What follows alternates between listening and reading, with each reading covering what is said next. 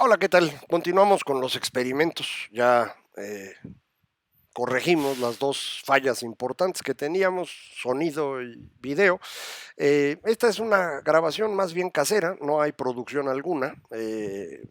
Si usted quiere escuchar el podcast en buenas condiciones, este es el que elabora Dixo, que se hace con base exactamente en lo que vamos a grabar ahorita, pero ellos le pueden poner una producción que para mí no es posible. Entonces, comenzamos. Bienvenidos, esto es Fuera de la Caja. Yo soy Macario Esquetino, le agradezco mucho que me escuche.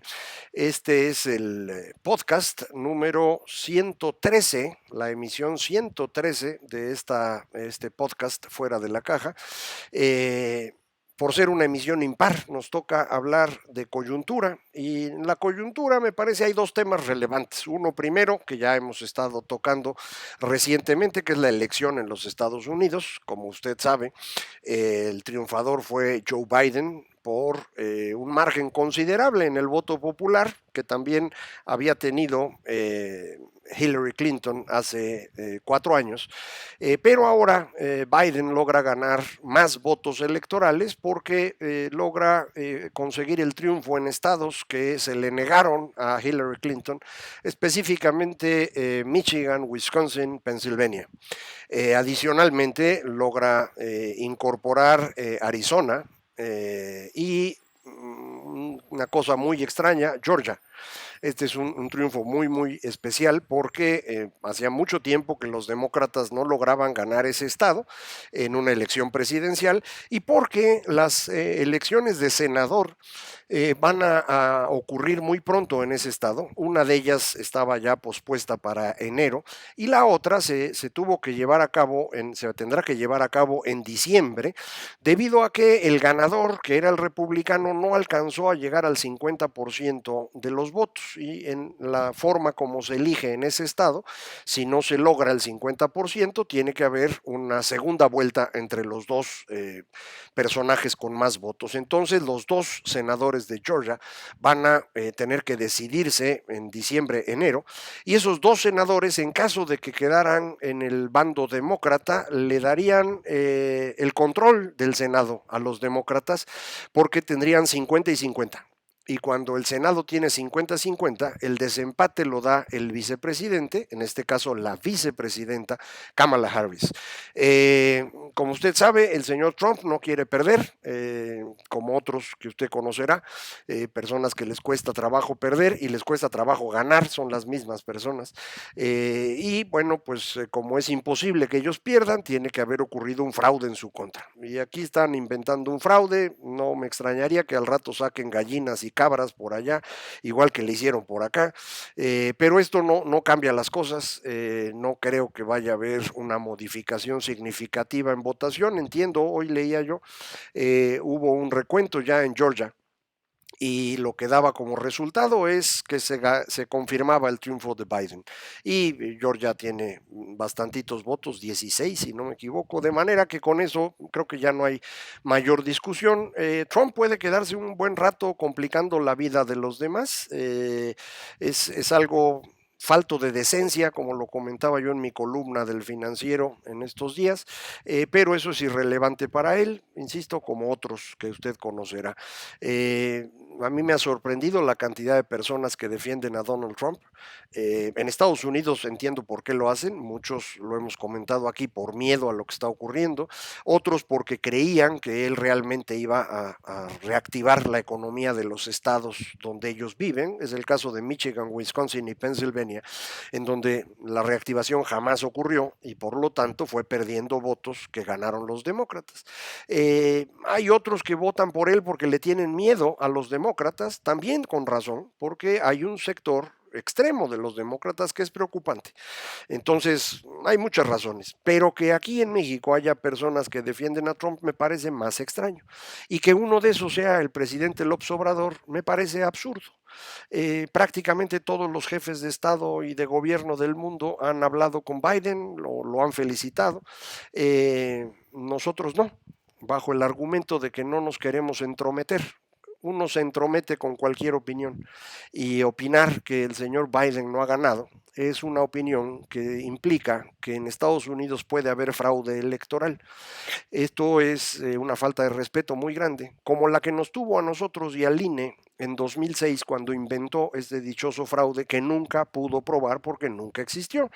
En una elección transparente donde participan, como en México, 1 millón o más de 1 millón de ciudadanos contando los votos, en 130,000 casillas distintas, el fraude es prácticamente imposible. Puede uno hacer muchas otras cosas, ¿eh? Se puede comprar votos, él mismo lo ha hecho, se puede tener financiamiento escondido, su hermano, el señor Pío, recogía las bolsas de dinero, puede uno asociarse con grupos corporativos para ganar una elección, como hizo él hoy con los petroleros y los maestros y otros grupos, enojados por las reformas estructurales que lo ayudaron a ganar a cambio de que las revirtiera como lo ha estado haciendo. Todas esas cosas, se pueden hacer, pero no un fraude en el conteo de votos. Eso no pasa. Hoy hay errores y unos cuentan de más y otros de menos, y a la hora que uno va revisando, pues se van corrigiendo estos errores y ocurren de los dos lados. Y en el 2006, cuando se hizo el recuento de una gran cantidad de casillas en México, López Obrador acabó perdiendo más votos. Entonces, no hay nada detrás. Y lo mismo debe estar ocurriendo en Estados Unidos, de forma que lo que hace el señor López Obrador es un ridículo internacional que lo ubica ya en el sector de los presidentes populistas autoritarios, para todo el mundo, no para mí. Entonces, bueno, ahí están las cosas. Yo espero que esto pueda resolverse pronto en Estados Unidos, porque sí preocupa. Donald Trump es una persona, insisto, sin decencia alguna, sin decoro, capaz de hacer cualquier cosa, y no es bueno que esté a cargo de la presidencia de Estados Unidos en las condiciones mentales que hoy tiene, pero bueno, pues no está en nuestras manos, ojalá lo resuelvan ellos. El otro tema relevante que tenemos hoy es el económico. ¿Cómo van las cosas? Bueno, salió hoy, estoy grabando el día miércoles 11 de noviembre, si no me equivoco. Estoy grabando este comentario y hoy salió el dato de la actividad industrial de México durante el mes de septiembre. Usted recordará que ya salió el PIB adelantado, el PIB oportuno, como le llaman, para el tercer trimestre, que incluye a septiembre, pero es una aproximación y ahora ya empezamos a tener los datos al detalle. Hoy salieron los datos de industria y los datos de servicios salen en 15 días y ya los platicaremos porque ahí se complementará la información. En la industria las cosas van avanzando paulatinamente, no maravilloso. De hecho, el dato de septiembre es igualito al dato de agosto en materia de crecimiento en la economía, con lo que se llaman datos desestacionalizados, quitando el efecto de los meses. Entonces, no hubo crecimiento, digamos, entre agosto y septiembre, pero si uno lo compara contra el año anterior, el tercer trimestre del año, julio, agosto, septiembre, tiene una contracción de 9% contra 2019. Recuerde usted que ya 2019 traía una contracción contra 2018. Entonces, si uno compara cómo van las cosas desde que entró este gobierno, la caída en la industria es casi de 11%. 2% de esa caída se le debe al señor López Obrador directamente por lo del aeropuerto y las decisiones de 2019, y el otro cacho se le debe a la pandemia, en donde también López Obrador tiene parte de responsabilidad por la falta de programas de contención que sí se aplicaron en otras partes del mundo. Entonces, el comportamiento, insisto, de la industria es menos 9%. Ya una parte de las actividades manufactureras se están moviendo más o menos bien. Este es el caso, por ejemplo, de bebidas, que tuvieron una caída brutal en abril y mayo porque los obligaron a cerrar, pero una vez que los soltaron, regresaron a producir en cantidad bastante razonable. Alimentos, eso no se cerró y mantuvo más o menos una buena operación, y ahí va, más o menos parecido. No hay gran crecimiento, pero no hay caída. Tenemos caídas fuertes en textiles, esto siempre nos pasa, textil, zapato, ¿no? Cuero, calzado. En la parte de producción de manufacturas metálicas, ya la metálica básica empieza a recuperarse, maquinaria y equipo ahí va. Material de transporte, que son automóviles, camionetas y camiones. En automóviles y camionetas las cosas van bien, incluso tenemos ya el dato de octubre, de volumen producido y ya es mayor que octubre del año pasado, o sea que muy bien. Camiones no, camiones sí está por debajo 18% de como estaba el año anterior. Entonces, en el conjunto, probablemente octubre nos dé todavía un dato ligeramente negativo en la parte de la actividad general del sector de equipo de transporte. Cómputo por ahí va, maquinaria y equipo eléctrico también. Entonces, esta parte más o menos funciona. La minería no tiene mayor diferencia con lo que tenía antes. Acuérdense, en minería 80% es el petróleo. Entonces el petróleo determina el comportamiento y este no se afectó con la pandemia. Más bien viene afectado desde antes porque venía cayendo, sigue cayendo, ahí no tenemos diferencia. Electricidad sí tiene una caída por la pandemia, de hecho volvió a caer en septiembre. Vamos a ver en octubre porque los datos no eran tan buenos, vamos a ver qué les pasa. Construcción, que nos había dado una sorpresa muy positiva en agosto, se nos volvió a caer construcción y andamos en una caída de 24% si comparamos con cómo estábamos cuando llegó este gobierno, o si comparamos nada más el último año, la caída es de 18%. Entonces, bueno, pues es una contracción general, no sé cuántos años tarde construcción en recuperarse, pero no va a ser una circunstancia sencilla. Nos falta ver qué es lo que pasa con los servicios. Insisto, esto lo vamos a conocer en los próximos días. Primero pedacitos y finalmente la información completa dentro de 15 días. Y esto ya dará lugar a la versión entre comillas, oficial del Producto Interno Bruto.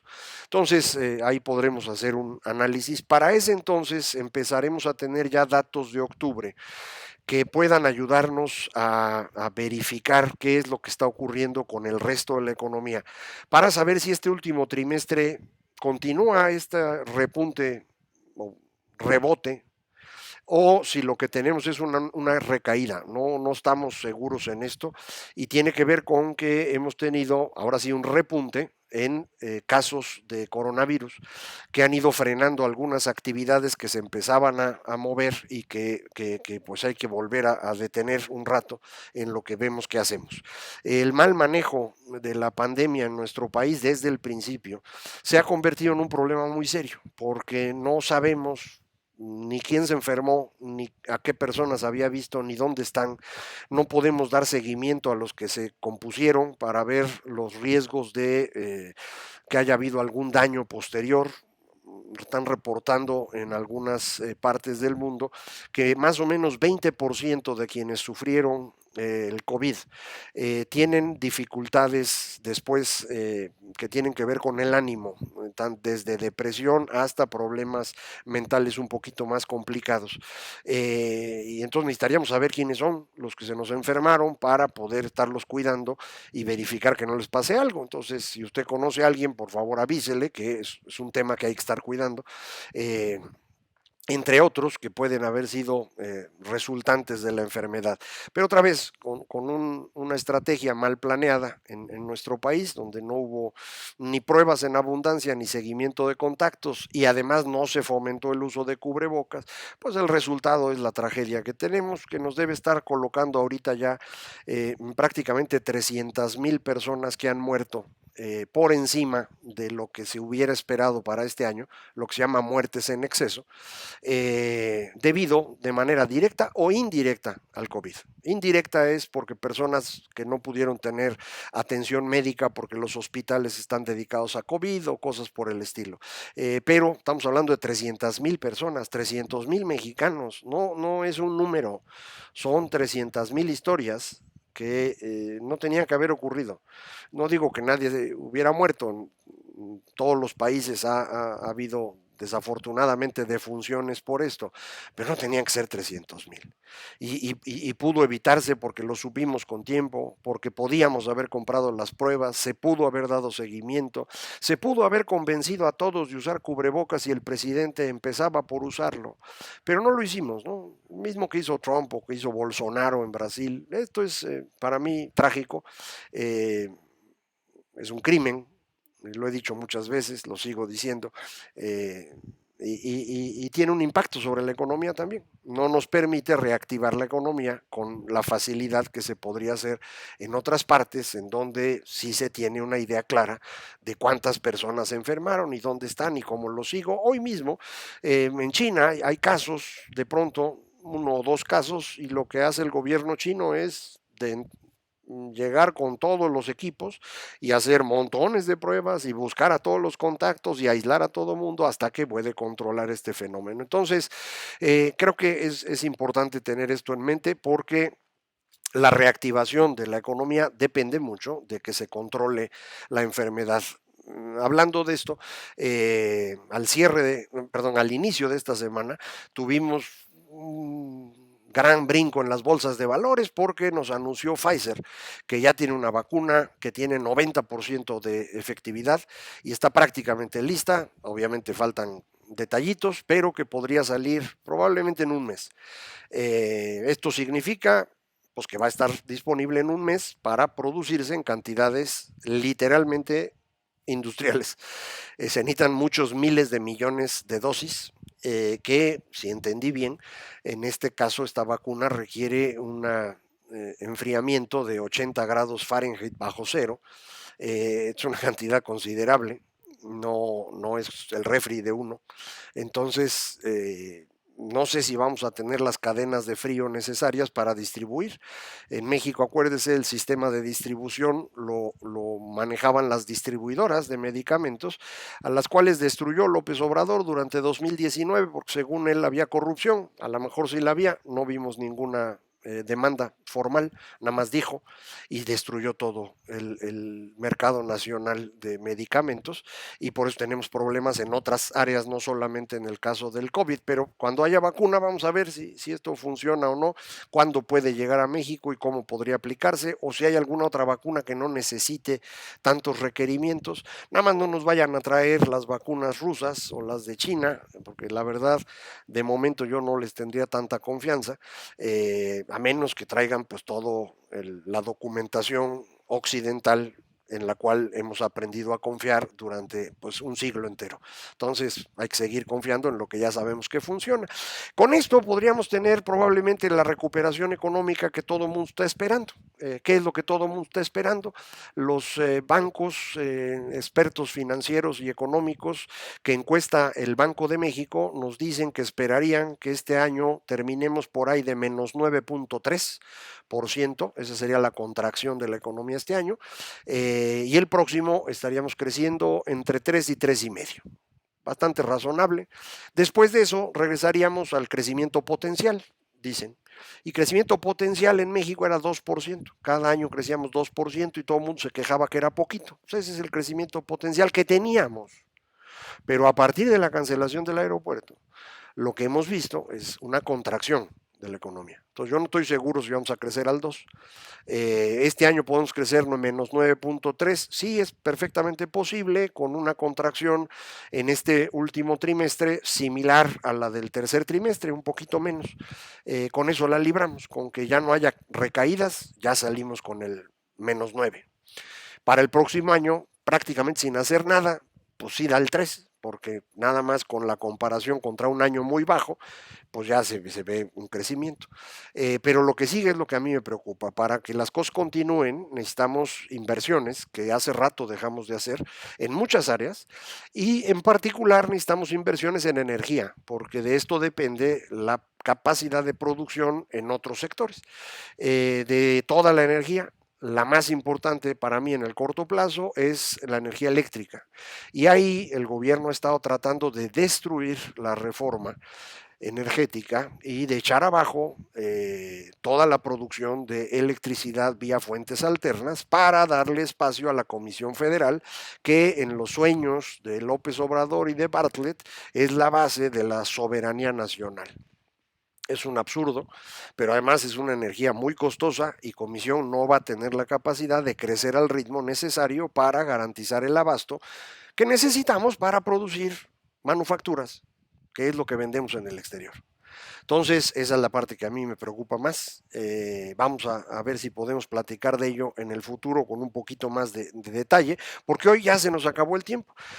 Como siempre, yo le agradezco que me escuche. Recuerde, es muy fácil comunicarse conmigo. www.macario.mx es la página electrónica, macario@macario.mx el correo, y en Twitter @macariomx. Muchísimas gracias. Esto fue Fuera de la Caja.